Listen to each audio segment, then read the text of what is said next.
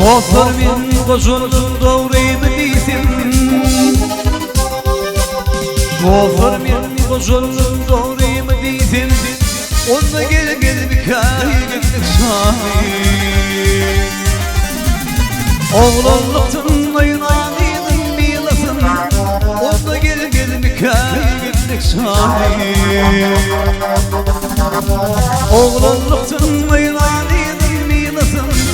Sonuna gel bir kaygınlık şahit.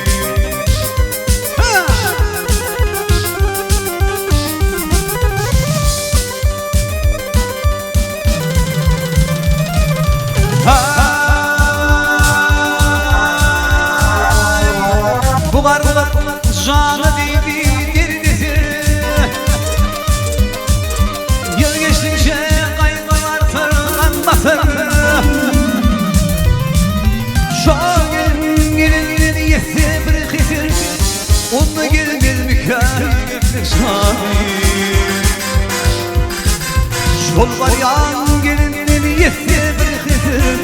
Onunla gel bir kaygınlık şahit. Sağ ol Hanife.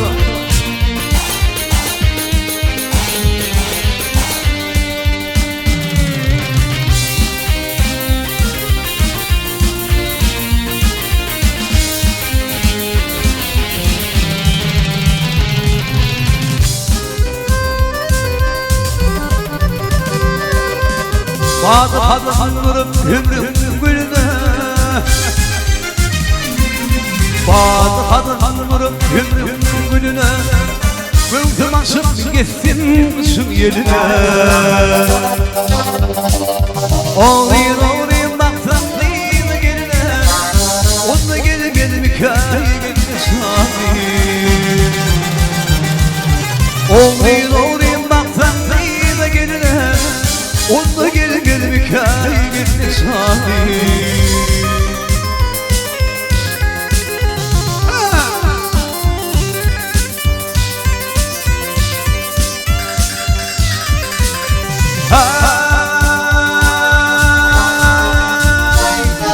Değdiler bizden bitmemiş iş.